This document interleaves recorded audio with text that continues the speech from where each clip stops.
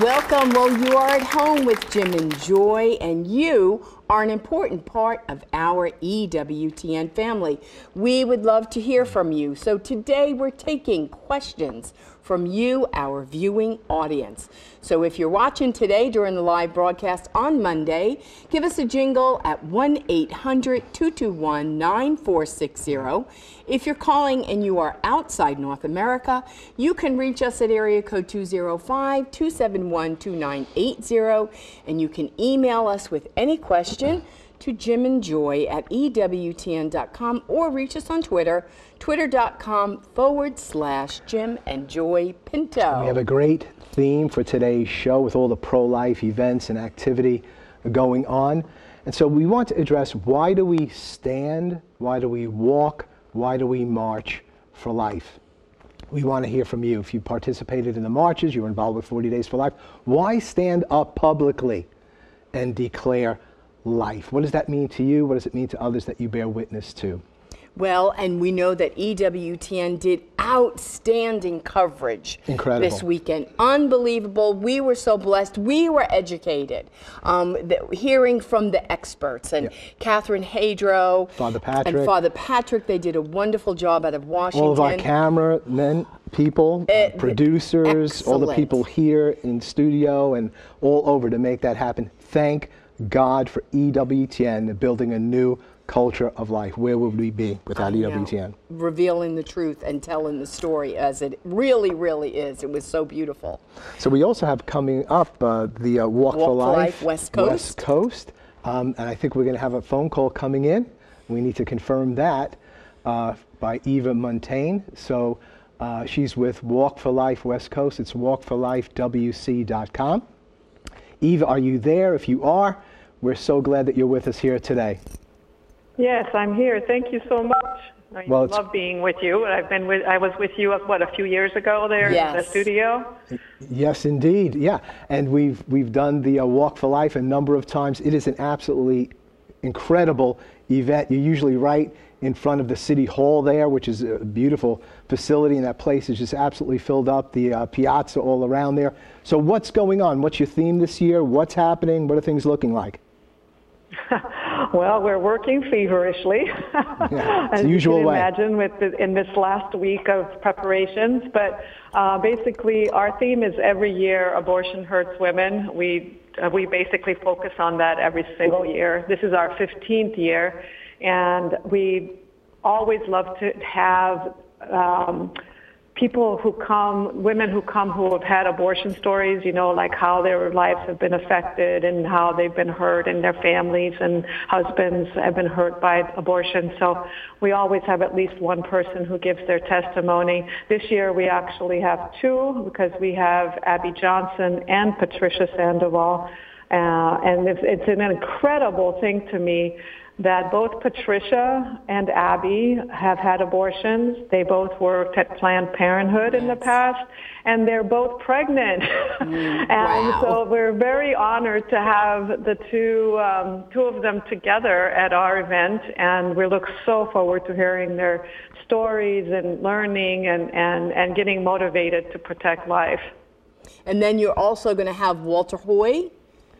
Yes, Walter, he's been with us since year one. Walter has just been, he always has his own little pre-walk in Oakland across the bay the day before the Walk for Life. So he'll be doing that this coming Friday. And then he'll be joining us on Saturday up on stage as one of our main speakers. In the past years, he's always been up on stage, but he's usually up there with Reverend Childress. This year, it's going to be Walter, because his story is also so powerful, going to jail for holding up a sign that God loves you and we want to help you in front of an abortion clinic, and all the things that happened with the law surrounding his case, and how it was overturned because of him. He's got a very powerful story, and so he's going to be sharing that with us this year. Well, and do you still have the walk, all of the streets, you have them lined with those beautiful banners? Are they back up this year? Yes, they are. We do that every year. In fact, it's funny you mentioned that, because this Saturday I went out to the Women's March just to see what they're doing and see how they're doing it. And I just wanted to, because I've never been, I wanted to see what that was like, because they have the exact same location as our event. And so, and it was funny because I went out on Market Street to watch them come down and to watch all of them walk underneath our 50 banners, abortion hurts women, was really, I took a bunch of pictures. It was great to see, because, maybe somebody will see that and maybe they'll be touched by it or start thinking about it and more critically, or because the whole street is lined with our banners. So it was a good day to see that because their signs were all so mean and vile, and it's amazing to me how they don't recognize the negativity that they portray. Yes. And compared to ours, where it's all about life and joy and wanting the child. So it was very stark this last Saturday. Eva, we got about a minute left, so would you just please tell us again when this is, the time, and make a pitch for people to come?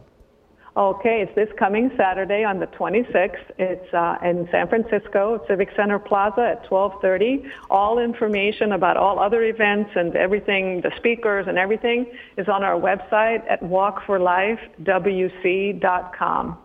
Perfect. That's it. Walkforlifewc.com. Eva Montaigne, thank you so much for being with us again. Thank you for your faithfulness. We know it's going to be a grand time for the gospel of life. God bless you. And thank you too. God bless you. She's just fantastic. She and that is. time is so celebratory. It is. And nobody does it kind of like the California people do it and San Francisco people.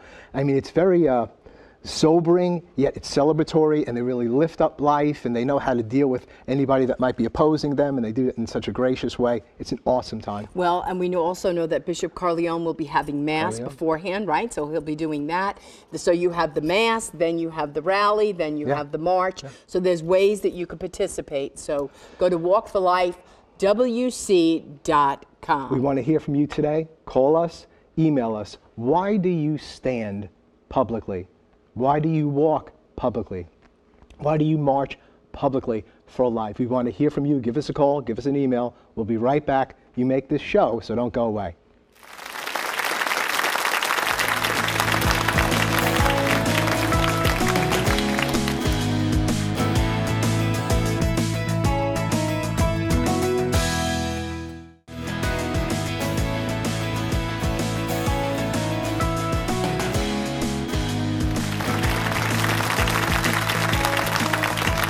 Welcome back. Well, today we're taking questions. So if you're watching the live broadcast on Monday, give us a jingle at 1-800-221-9460.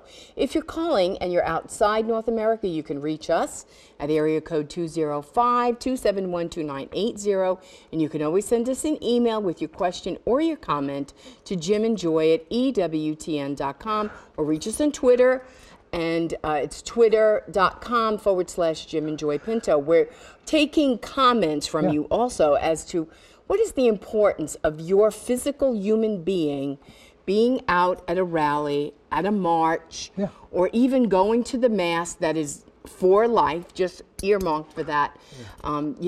So many things happened in Washington that EWTN did beautiful coverage. If you were at the March for Life, we want to hear from you. Or One Life LA, maybe your local marches again. What does it mean for you to stand up publicly, maybe with your spouse, with your family? What was transpiring there at the marches? How was it impacting other people that were not a part of the march? Why do you stand up for life? We want to hear from you. Well, we have Kathy on the phone. Kathy, welcome to At Home with Jim and Joy. Your question or your comment? Hi. Thank you for taking time. Go right ahead. We're glad you're here. Hello? Yes? You're on At Home with Jim and Joy. Go right ahead with your comment. Hi, I'm on the Walk for Life West Coast Committee with Eva Montaigne, and she is so wonderful to work with. Yes. I just wanted to say it is so important to stand up for life and be present. My husband and I have marched in the March for Life West Coast since we moved to San Francisco in 2004, pushing our kids in the stroller. And I'm also a birth mom of a young man who is now 27 years old. And he and his parents just marched in D.C. a couple of days ago together on his mom's birthday. And he was conceived and raped while I was in college. And it's such an incredible story that God has gifted me. I've had a very blessed life. My husband loved me, not in spite of it, but because of my decision to choose life and place him in an open adoption, one of the first open adoptions. So I met his family, and God led me to them and chose them. They said yes to open adoption, even though they'd never heard of it. And he's always known who I was. My children have always known who he was. And they have this incredible role model in him. He was an Eagle Scout. That's why my boys were in Boy Scouts. He is a National Merit Scholar. And now my middle child is a freshman at the same university he went to, and they see each other almost on a daily basis. So God can take the dark moments in this world and turn them into beauty. Yeah. Kathy, just hold there for a moment. I mean, that's an incredible testimony. And thank you for your yes to life, for your courage. And you and your son really address with a face those who say, well, I'm pro-life, but there are exceptions. You know, if you've been raped, then of course she should have the right to abortion. And you're saying, it is dreadful, terrible, but you chose life. And then, of course, your son is, well, if you're talking about aborting me. You would have aborted me when you say these. I'm the exception, and I'm here. How do you address people that bring these issues up like that? I'm pro-life, but. I think she's off now. But anyway, no, that's an amazing testimony. And it really is so profound, because there were people, even at the March for Life in Washington, where the mother who was raped is standing next to a child who's holding a sign that says, I was raped and I chose life. And then the child's holding the sign and saying, I was conceived and raped. Like you just said, hon, there's a face to it. It's not just a paragraph that starts with a big but. These are real, live human beings that have a future and that God has a plan and a purpose for. And so the beauty and the dignity and the value, and like Kathy so eloquently shared when she said, God took a great darkness and brought something beautiful as it, as only our good God can. And so there are many people that were in her situation that made a different decision. And they too can become eloquent spokespersons on behalf of life, as they say, I thought that was the right decision, didn't have the support that I needed, I made this decision. But they always emphasize at this the Walk for Life West Coast, their whole emphasis is not only the child, but it's abortion, healing, and forgiveness. And so this is for you. The gospel of life and of God's mercy and of the pro-life movement is for you. Whether you courageous, made that right choice, or through the circumstances and situations that only you know, you chose a different way and you understand now, this was not the choice I should have made. That God wants to bring mercy, grace, peace, forgiveness, and healing to you. And that those who have received mercy will be merciful. And so you can become, those of us that have participated directly in abortion, as we are forgiven, healed, and set free, as we go through healing, like through Rachel's Vineyard or Project Rachel. Surrendering the secret. Surrendering the secret, whether you're a man or a woman, you're post-abortive, that you could bear witness to others and say, I've walked this path.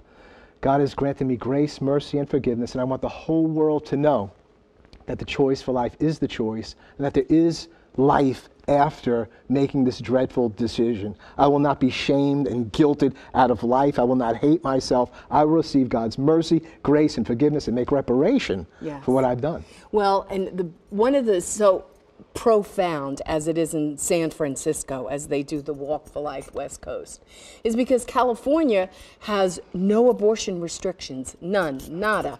And so you know that there are so many women that are post-abortive, and there is such mercy and grace and men and women. And I love how Kevin Burke stood up with Silent No More, and he was with Janet Morana in Washington, D.C. And there's a new sign coming out of the movement, the shockwaves, right? So many people who, and Kevin shared so beautifully how he maybe didn't say all the right things said something to a relative who came to him who was in an unplanned pregnancy and said, well, what are you going to do about it?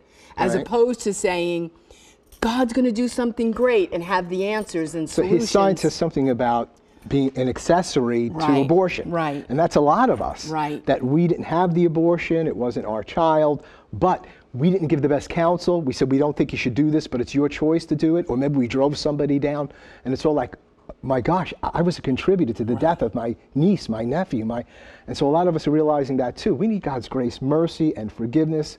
We don't need to live our life under guilt and shame, but we need to say, I had a part. I need the mercy of God, and I need to speak quickly and faithfully and with integrity into these situations. We have a phone call from Grace. Grace, you're at home with Jim and Joy. Go right ahead with your comment. Grace, Hi, are you there? Joy.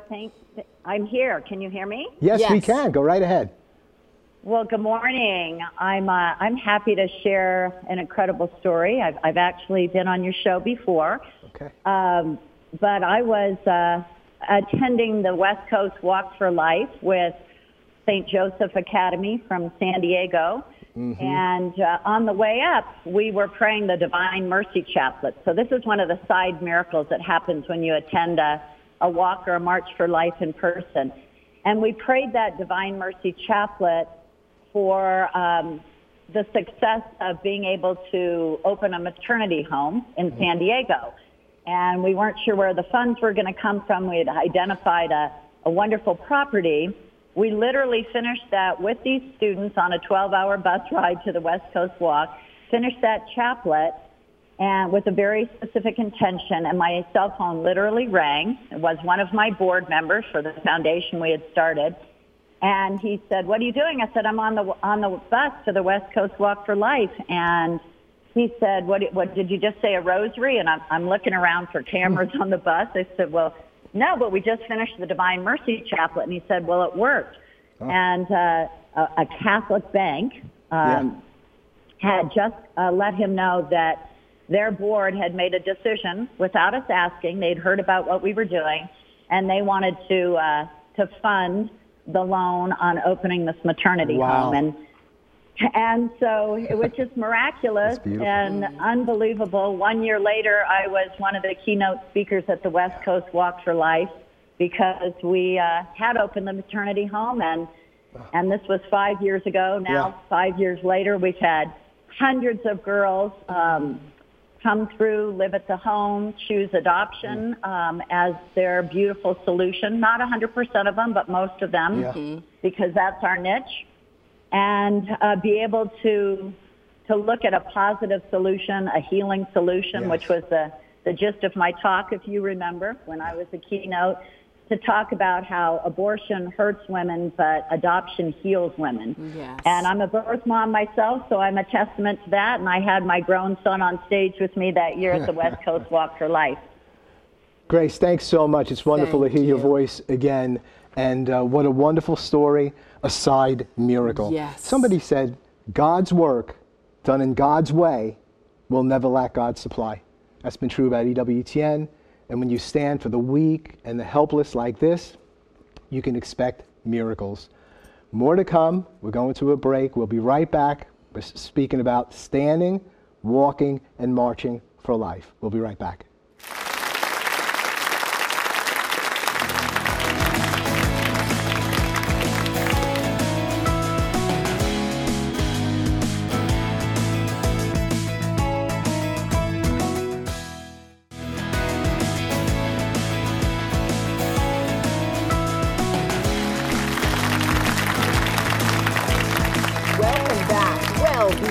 Wrap up today's show, we're going to go to Rome to check in with Joan Lewis. Joan, the Pope certainly will be busy this week. Well, hi Joy and hi Jim, and greetings to everyone who's tuned in. Now there's lots to say today in this segment, but let's start with the Holy Father's trip to Panama for World Youth Day 2019. He leaves Wednesday. This is his 26th foreign apostolic trip. And in that time that he's away, he will give 7 speeches, he will celebrate 2 masses, and 1 penitential liturgy. Now, the theme for this trip is, I am the servant of the Lord, may it be done to me according to thy word. Now, among other events, the Pope will dedicate the altar of the newly restored 400-year-old cathedral in Panama. He will meet with Central American bishops, and as is by now traditional for World Youth Day, he will have lunch with a number of the young people attending that event. And he'll be there, by the way, until the 27th. But now, back here in Rome, let's look at yesterday, the Angelus, of course. Before reciting the Marian prayer, the Holy Father spoke of the day's gospel, which of course is the wedding feast of Cana. And he said Jesus' miracle of changing the water into wine was done not to arouse wonder, but to reveal the Father's love. Jesus manifests himself as the spouse of God's people, announced by the prophets, and reveals to us the depth of the relationship that unites us to him. It is a new covenant of love. And then the Pope also spoke of Mary's words to the servants when she said at the wedding feast, "Do whatever he tells you." And the Pope said, this is what Mary today says to us, do whatever he says to you. This is a very precious inheritance that our mother has given us. Now, it's kind of interesting, after saying the Marian prayer, the Pope had a tablet in his hand. There was someone at the window with him of his study, and he revealed his own profile on clicktopray.org. Now, this is the official app of the Papal Worldwide Prayer Movement. And it's clicktopray.org. It's available in 6 languages: English, French, Spanish, Italian, German, and Portuguese. And it's also a platform for both Android and the iOS app. So go online, look at clicktopray.org. And then another thing, before closing the Angelus, the Holy Father spoke of 2 sorrows in his heart. He mentioned the victims of the terrorist attack last Thursday in Bogota, Colombia. And he also spoke of the 170 shipwrecked migrants who died in the Mediterranean this week trying to get to Europe. So that's just the capsule form of the nutshell form of the news of the last few days. But time's up. Back to you. It's always great to see precious Joan Lewis, and what a great reminder. World Youth Day is coming up soon. So let's really add to our prayers, intercessory prayers for world youth, for our Holy Father's time with them, for the teachings they will receive, and that God will raise up a new generation of a people of life. We've been speaking today about why we stand. We spoke about the Walk for Life West Coast. It's walkforlifewc.com coming up on Saturday. And we must stand for life. EWTN coverage begins 12:30 Eastern Time regarding the Walk for Life this Saturday. And wherever we are, wherever we go, we are living witnesses for the gospel of life. The Word of God says, "You're Peter, and upon this rock I'll build my church," and that the gates of hell will not prevail against the church. The church needs to push up against the gates of hell. Abortion, euthanasia, assisted suicide, murder, those are the gates of hell. We don't want them pressing up against us. We need to take to the streets in love, with the weapons of our warfare, prayer and the sacraments of the church, in love, and watch those gates come down. Well, I love how Grace called in and shared about the side miracles, right? And we know that hundreds, probably thousands of those happened. A conversion, deeper conversion, even for us. You know, we are steeped in this pro-life work, and just to listen to the great people that Catherine Hadro and Father Patrick had on, David Daleiden and Lila Rose and Stephanie Gray. I mean, unbelievable people that God has raised up. And what are they? Young. Yep. They're young, and that's so encouraging for us because we're getting old. And it's so beautiful to see them so educated, so on fire, so articulate. Amen. For the gospel of life. Great, great hope. Thank God for EWTN that brings those faces, yes, and that brings the message of the gospel of life, that keeps pro-life front and center. Every Catholic is called to be a missionary of the gospel of life, the gospel of human dignity redeemed by the cross. You are sent by God to evangelize this world. Keep it on EWTN, and be looking for World Youth Day that begins tomorrow. 3:30 Eastern Time, the coverage begins. God bless you and all of your loved ones. Bye now.